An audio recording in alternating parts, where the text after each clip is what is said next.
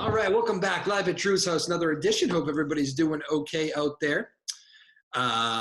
It has been, we're already moving through March here. So the pandemic continues, but lots of good signs on that front. Hope everybody's staying healthy family-wise, and hopefully the vaccine thing can take off and all that good stuff. So anyways, just hope everybody's staying good and healthy, and the weather is warming up around here, so that's good. Bruce Vogel is joining us now, Plum Island Coffee Roasters. Bruce, how are you, sir? Thanks for taking some time. I appreciate it.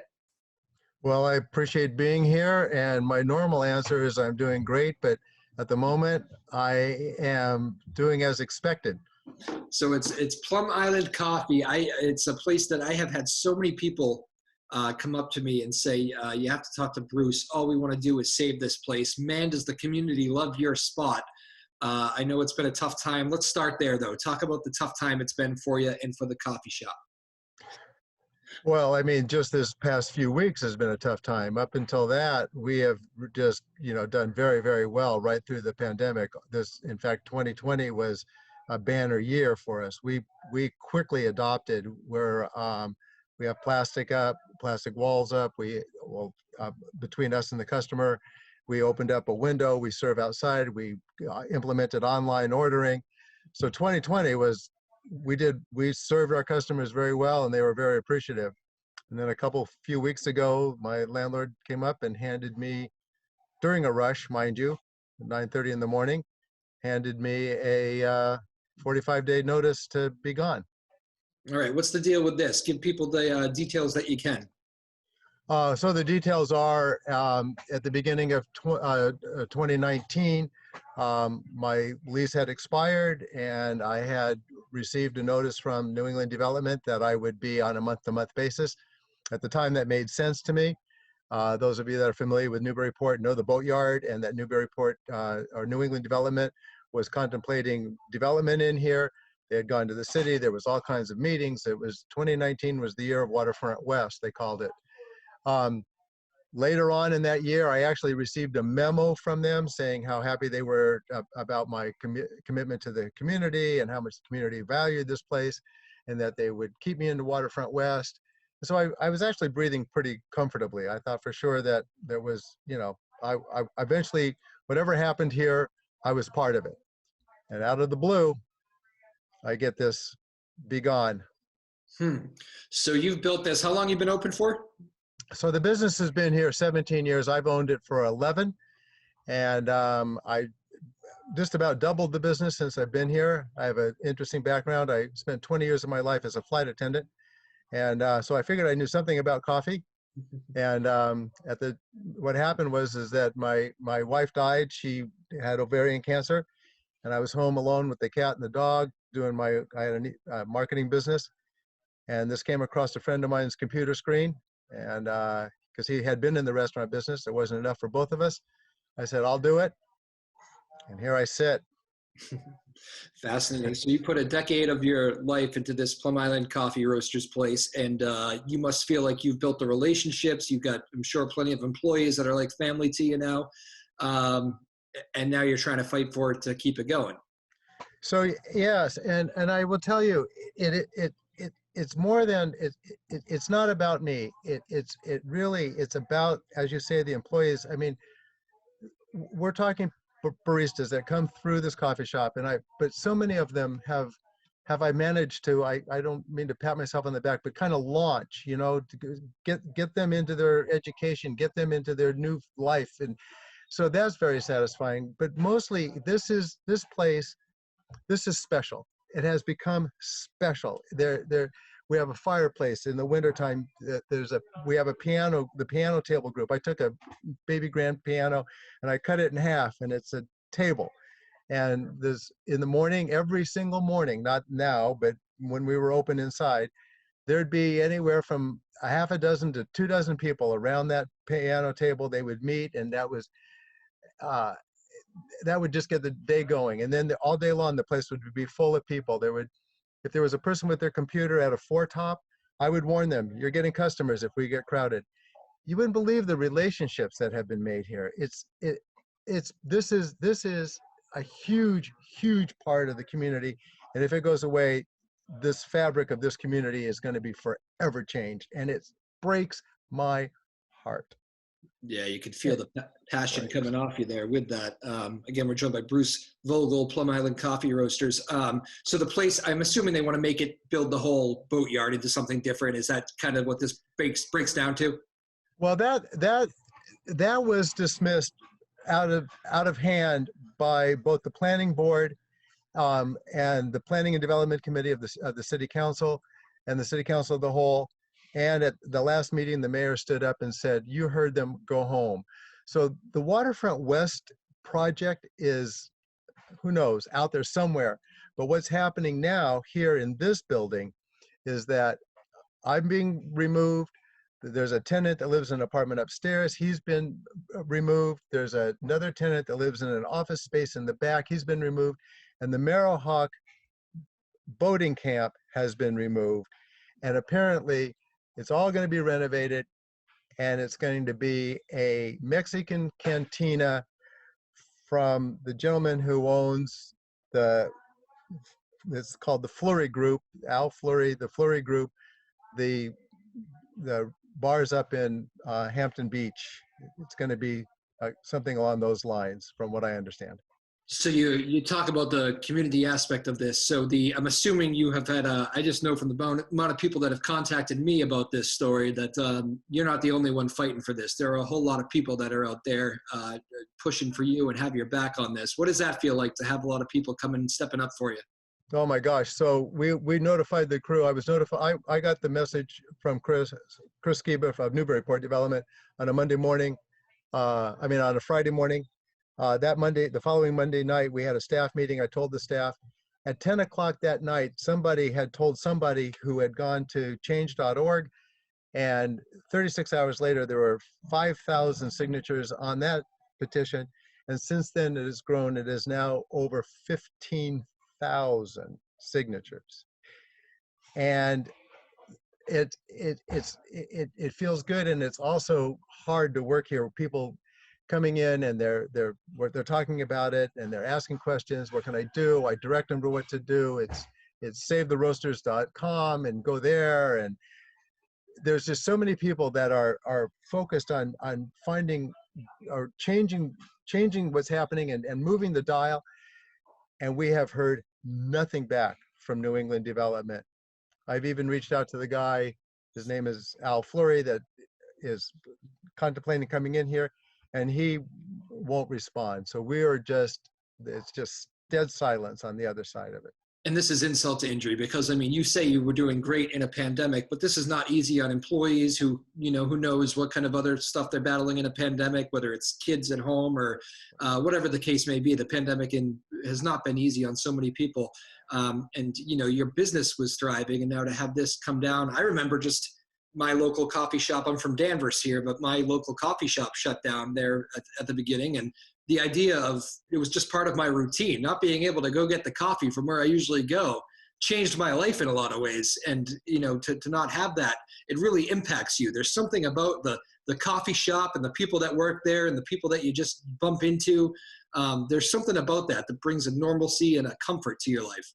This is akin to the general store, where you went in and laughed, cried, chatted, whatever it might be. I'll tell you, our customers are amazing, and so is the staff. Not so much me, but sometimes me. But the staff is able to, if they see a customer coming in, believe it or not, we have their drink ready before they get in the door. And this is to come in to order, pick it up and leave. That's what we're doing now. Or you order online and you pick it up at the window. But the staff knows everybody by name. They know their drinks. This is a community. It's a community here, and it's a shame that this is happening, and it shouldn't be happening. Tell me a little bit more about that piano, because that brought a smile to your face, talking about the gatherings around the piano. To all of you that are out there contemplating taking a piano and turning it into a table, Google it first, because I was in the midst of trying to take it apart, and I thought maybe I ought to go take another look. And So loosen the strings was what I was is what it was. I said, yeah, I took this piano. It was broken. I want everybody to know it was broken. It was not a working piano. And I brought it into my garage, and I took all the strings out and the big harp out of it. And then I took my skill saw and I put a track on there and I cut it in half, widthwise, right? Because pianos are thick. So I cut it in half. And it was pretty funky. And then at the beginning of this year, or the beginning of last year, or when the COVID hit and we weren't having people inside, one of the customers who sits around that table actually refinished it, and it's beautifully black. And it hasn't really been used since it's been this enamel black. But man, it is. I wish I had a picture of it. I could show you. Well, it's on our website. There's pictures of it, but We'll take a look. It's a great thing. That's a great thing. And that's what you're talking about too. A customer refinishes the thing for you. I mean, that's the family vibe that you bring, right? Oh, yes. Yes. I mean, I can tell you, as I was saying earlier, when we sit people down with other people, because we don't have a seat, right? So people know that they're going to share a table. So many relationships, business relationships, I imagine romantic relationships, but so many relationships have grown out of this place. People come up to me later and they say, you know what? Wow, remember that guy you introduced me to or sat me down with? We're doing business, or, whatever it might be. That's what is happening here. This is, oh God, I could go on. I obviously could go on. So where does your fight stand right now? I mean, I know I can already tell just by listening to your tone, there's a part of you that is preparing to have to say goodbye to this place, and you don't like it and it pains you, but I can tell that part of you is there.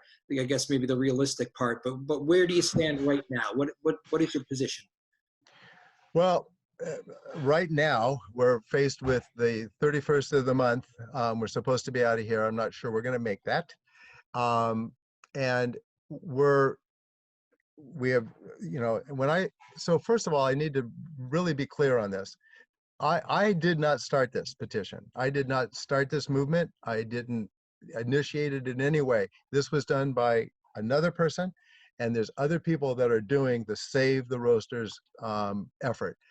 There's emails that have gone out. There's been directives gone out to these people, so to the signers of the petition, which, by the way, are worldwide. They're not just local, they're worldwide. I have customers that come in here once a year, every summer, from Europe to say hello. And the whole family shows up. It's been happening like that for years. So right now, we're telling our customers, we're telling the signers of the petition, we have to be the squeaky wheel. We need to let New England Development know that there needs to be a compromise. Something needs to happen. What I would like to see happen, and I'll tell you this, I'll tell it publicly. Mr. Fleury, Mr. Al Fleury of the Fleury Group, please contact me. Let me tell you what I can do for you. You leave me here. You leave Plum Island Coffee Roasters here in this spot. You take the rest of it. You take the rest of the building. You put the deck on. I'm sure you're planning. You're going to need an elevator to get on the second floor. I'm sure you're planning that. And I'll pay you rent. You can sublet this space to me. And here's what in return you get. I have over 100,000 rings on my cash register every year. That's 100,000 rings. That means each ring is at least a person and a half, if not a person and 3/4. That means every year, 150 to 175,000 people come through these doors. I would think that you would find that appreciative, that those many people every year get an eye on your business. That's what I hope happens. That's the message that needs to go out. This New England Development speaks to working with communities. If you go to their website and you read about how they work with communities and work with community leaders and so on and so forth, live up to that. Live up to what you say, and recognize that this place is a huge part of the community, and Newburyport will never be the same without this little hole in the wall here. The cement floor has dog prints in it from when the floor was laid. The dog went across it when it was wet. And I'm sorry to ramble. I know in wintertime it's beautiful, holidays, summertime, bring the dogs, whatever. You're right there. And I know it's such a heart of the community. And I know you feel like your place is a part of that heart of the community. it just must mean a lot to you to fight for it. And I can tell it means so much to you to be there and fighting for it like this. It is, as I say, this is a community all of its own. And if it goes away, I don't, a tear in the fabric of this community. It really will be a tear. And I just wish that New England Development would lend an ear. I wish Al Fleury would lend an ear. Just let's work together on this. Let's find a solution. 15,000 people signed this petition. Those are a lot of people who feel like there's enough Dunkin' Donuts and Starbucks in the world, right? I think that may be part of their sentiment, but I don't know of any Starbucks where you walk in and you get called by name and handed your drink without even having to talk. Well said. Bruce, I wonder, this is something that caught me right at the beginning of our interview here. What do you think about being a flight attendant? Made you a good owner of a coffee shop, huh? Well, again, I know how to pour coffee. Well, if you will. I was a flight attendant back in the day when flying was something special. You can see my age. So I think that probably the number one aspect that I learned about while flying was that you can't treat everybody the same, and you can make no assumptions about where they're coming from. Somebody could be on their way to comfort somebody. Somebody could be on a way to meet their new love. Somebody could be, in the middle of a business transaction. Every single person is different, and every person their behavior is perfect. They are perfect examples of themselves behaving perfectly, and that is the attitude that I bring to the people that work with me. And my effort is to raise their awareness that person right there that's who pays you. I sign the paycheck, but that's who pays you. And we practice customer service excellence, not just customer service. We take it to the highest level we possibly can. Has there been a, obviously, like so many coffee shops, you did a great job of embracing kind of the changes that would have to be made during the pandemic, and you said you were thriving and getting through it. I know probably some of the businesses right around your neighborhood and maybe right down the street have not had that sort of luck. It's different no matter what business you're in. One thing I've always thought was cool about Newburyport is it does seem like a lot of the businesses kind of, in whatever way they can, small, large, whatever, have helped each other kind of get through. Have a lot of other business owners been like kind of talking to each other through the pandemic and trying to help each other, work each other through? And now maybe some are coming to your doorstep asking what we can do? Well, to the last part of that, I wish. I mean, I have a lot of connections. That I've also happened to be a city councilor in Newburyport, which puts me in a funny position because the waterfront west requires rezoning, and so I was recused from a lot of that discussion. Again, that all went dead. But back at the beginning of the pandemic, or last spring anyway, there was a restaurant group that we met on Zoom, and everybody helped one another a lot. Again, I was extremely fortunate, or the Roasters was extremely unfortunate, that we didn't shut down. We had no illnesses. We never shut down, and we just went, oh, oops, we got to do something. First it was plastic, flexible plastic. Now it's rigid plastic, and we have it down pat. We nailed it right out of the gate, and everybody's and again, I remember I worked about 20 hours straight trying to get the online ordering in place. So that was interesting. But yeah, I know a lot of people in town, and a lot of people have reached out. And I know that a lot of the other businesses, the restaurants particularly, were encumbered by the number of people and that they were allowed in, and so forth and so on. Is there an opportunity, say this doesn't get worked out, you do have to, and I know it's not easy to pick up this business that you've poured your last decade into and move it, but would there be a possibility of relocating? I'm being encouraged to do that, and everybody tells me, if you move, they will follow. I've been looking around for spaces. I don't know. I haven't landed on anything yet. Oddly enough, New England Development does have a building that they're not using over behind the downriver a little bit. I might ask about that. My sense is that they don't really want me. That's a whole other story. When I say it's a whole other story, that they, I don't think that they were particularly happy about my expression of Waterfront West. I was as kind as I could be, and I would just told them how, the views that I was getting from people, but I don't think that they were particularly happy about the fact that I thought, they could do a better job in their layout. But I have I've looked for other places. I've taken everybody's suggestion. People say that they will follow me. The thing is, what's happening to Newburyport is that the funk is being removed, and once the funk is gone, it won't ever come back. And I've got this funky little space right here where it's right smack dab on the river.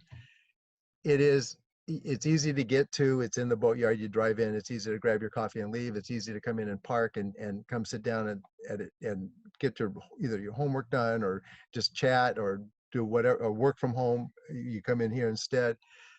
This is easy.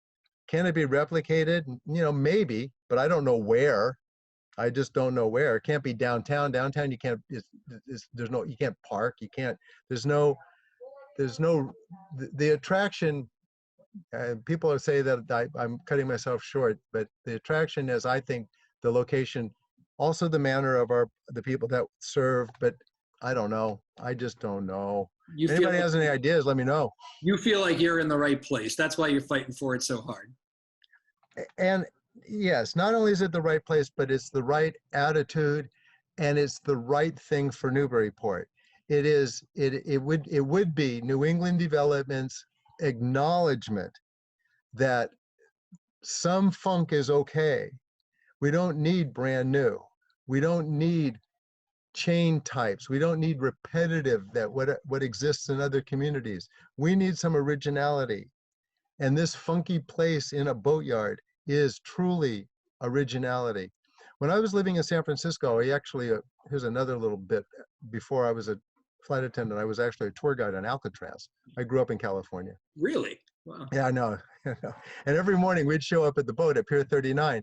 Well, before Pier 39 was Pier 39 as it is today, it was a decrepit pier. And on that pier was a restaurant. I think it was called the Eagle Cafe. And San Francisco, when they redid Pier 39, they actually picked that building up, set it aside, saved it, then moved it back onto Pier 39. Well, you can't do that with the roasters. This building is not going to be picked up and moved, and those footprints that are in the cement are not going to be replicated. But this is Newburyport. This is what draws people here. Again, 150,000 people come through my door every single year, locals as well as from all over the world. I broke down that the petition, the 15,000. You wouldn't believe where people are, and where they're coming from. And even if you take a percentage of that are just people that it was forwarded to, here, sign this. If you take some percentage, what do you do with surveys? You take, plus or minus 4 or 5. Even if you take 10% of that, take 2,000 people out of that. Take 3,000 people out of it. So now you only have 12,000 people signing it.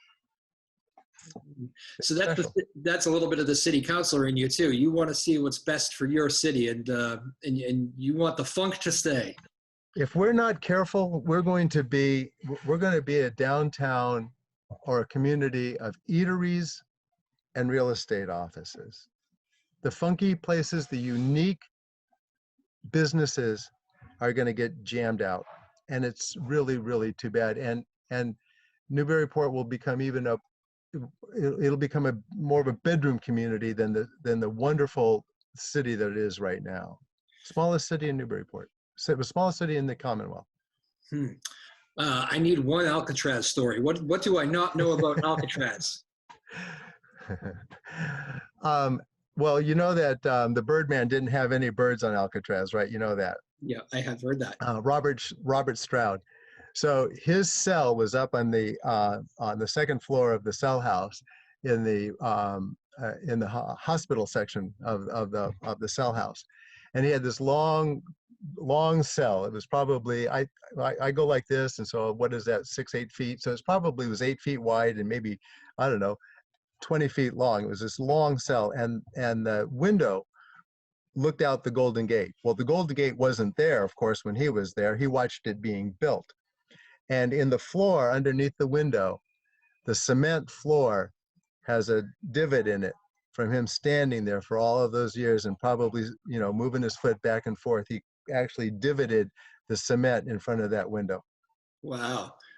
How do you land on that job? How do you become a tour guide at Alcatraz? So I grew up in Southern California. I went to San Francisco State. I worked on a degree in recreation and leisure studies. The Golden Gate National Recreation Area was, I think, the second national recreation area in the country. It was right behind is it Gateway or whatever it is in Washington. That was the first urban recreation area. And so San Francisco opened up Golden Gate Recreation Area, and Alcatraz was part of that. How about that? That's how. Very interesting. I love that story. That's fantastic. I'm always fascinated by some of the Alcatraz stories, as I'm sure you were too. That's what makes you a tour guide. When we did that, I'm sorry to interrupt. When we did that, the tours were they were not self-guided as they are today. We actually waited for the boat to come in and then took groups off onto the tour. Do you like it was fun. That used to be one of my all-time favorite movies. Did you like the movie, The Escape from Alcatraz back in the day, or The Rock? So when I was working on Alcatraz, Clint Eastwood was doing his Dirty Harrys, and at the time he was doing the Dirty Harry that was on Alcatraz. Remember that one where they blew up the guard tower and all that stuff? And you'd be talking into the group, and look up, and there would be Clint, sunglasses, hat, work shirt, listening intently to that aspect of the tour, that story. And he told that story exactly how we told that story. And we were under strict rules to not embellish in any way. We were given the script, tell the story like this. This is what we know. Behind those cells where those guys dug their way out, right? Remember, they dug their way out through the vent. The pipes, the copper pipes, water pipes behind those cells are bent from the going up and down. They bent them. Unbelievable. Wow, that is fascinating. Crazy. All right, so we derailed there for a second. That's a pleasant derailment, though. I love talking about that stuff. We usually end the show with a couple rapid fire. So here we go. What is the toughest part about being a coffee shop owner? What is it? Is it the hours? Is it what's the deal? Wow. I think that probably I don't know that there's the toughest. Being a coffee shop owner, I'm chief cook, bottle washer, banker, payroll, HR, everything that there is to imagine. So being basically a sole proprietor coffee shop owner means that when your phone knocks or rings in a particular manner, you go, because it's the staff, because something's broken. All right, fair enough. So you're grown when you see the phone ring. City councilor, what drives you to public service? That's a really good question. I ask myself that all the time. When I first ran for city councilor at the time before my wife died, the very first time around when I ran for a ward councilor, I'm now at large. I asked myself, we were talking. I mean, she actually at the time, she was, I think illness was coming along. And we were talking about, what are we leaving? What's our legacy? And I thought, what am I doing? What am I doing? What am I doing to help the world? So I can think globally, but I'm doing my best to act locally. Admirable answer there. What about has there been one word of advice, encouragement, something from an employee specifically that has almost made you say, that's why we're a family like this together? Has there been a moment for you where like, this is what I'm fighting for? Oh my word. Just the heartbreak that comes out of our customers, and the confusion and the hurt that comes from the people I work with. It's I don't know that there's any one thing. They just want to know. They just don't understand. And they just don't understand. And why would there be such a blind eye? And I gotta say, you know, if you've done your homework about New England development, you know what they've done to, well, what, you know, what's happened on Nantucket. And you know, I think it's happening in Provincetown. I mean, that they own, so I think it's like 90 buildings or something in this, in Newburyport, or some number, some very large number. And are we going to, as a community, as community leaders, I reached out to the mayor, I reached out to my local representatives, I reached out, you know, in a roundabout way to my fellow city councilors. Now, that's a little bit more difficult to them because of me, but why are we remaining silent on this? Why are our leaders remaining silent? This is not, this is not a private matter between a landowner and a tenant. It's not that. It's not that. And that's what Representative Kelcorse has said, and even the mayor, who I appreciate dearly for what all that she's done to Newburyport. Nobody says anything. They're just quiet about it, like it's okay. But who stands up for the community? Is that really what I have to do, or is that really what this place has to do? Somebody has to say to New England Development, look, read your own words on your website about how you approach communities, and do it here. All right. Well, sorry, bud. No, please don't have to apologize to me. I do want to end with this one. What makes Plum Island Coffee Roasters? What makes the perfect cup of coffee? Oh, well, holy smokes! What makes the perfect cup of coffee? Well, for one thing, I think we have like 25 different choices of coffees. We have a lot, mostly single varietals, some blends. Are you in the basement of your place right now? I'm sorry? Are you in the basement of your place right now? No, I'm upstairs. I have an upstairs little loft area. This is, you know, you can see it looks like that sewer pipe comes from the apartment upstairs. That's the ceiling. Right above me is the deck. And the escape from Alcatraz guys would go out that way. They would go out that way. Yeah. No, I'm upstairs, and this upstairs is great because when there's people in here, all I got to do is kind of turn my ear, and I can hear every single word that they say. And that's really great when there's Match.com dates going on. When there's Match.com dates going on, we fight behind the counter. We fight who's going to go out there and wipe off the table next to them, or so that we can hear it. But I forget the question. But it actually was the perfect cup of coffee. I'm not sure how we got there, but that's fantastic. Well, you know, we make the perfect cup of coffee because we really care about it. We have really high quality equipment. We have a 5-filter water system. We really care about what we do. Understood. What's your personal preference? All those years getting up for crazy flights and all that. You know what's really interesting? I go through a lot of different coffees. I take it all home so I can kind of stay current on it.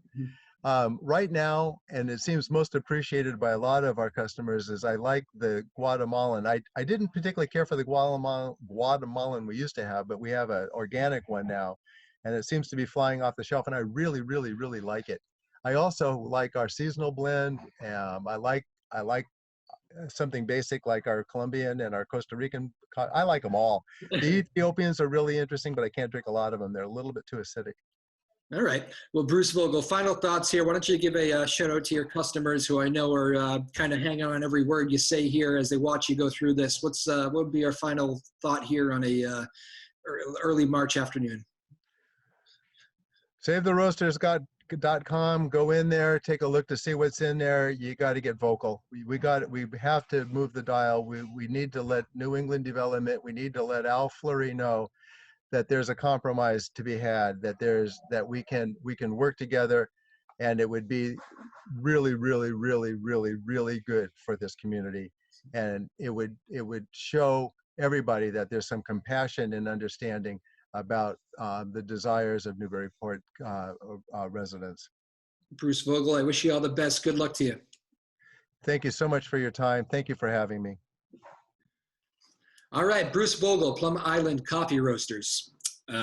Very passionate about his business and what's happening to it right now. As you can tell, you don't really need me to say anything more. I'm sure many of you have been there, and many of you have appreciated that coffee and just the local vibe. And he's got a lot of great one-liners there. I love that line about Newburyport can't lose the funk. That connects with me, man. So many corporate places coming in and all that stuff, and this is not that. This is the local joint and the local people where everybody knows your name, that sort of thing. The Cheers bar thing, if you will. Anyway, thank you all for joining us. Appreciate the time. Hope everybody's staying healthy out there again and being well. And how about the warm weather? How about that? Stick around here, warm weather. I like that. We'll be golfing before we know it. Live at Drew's house. Bye-bye now.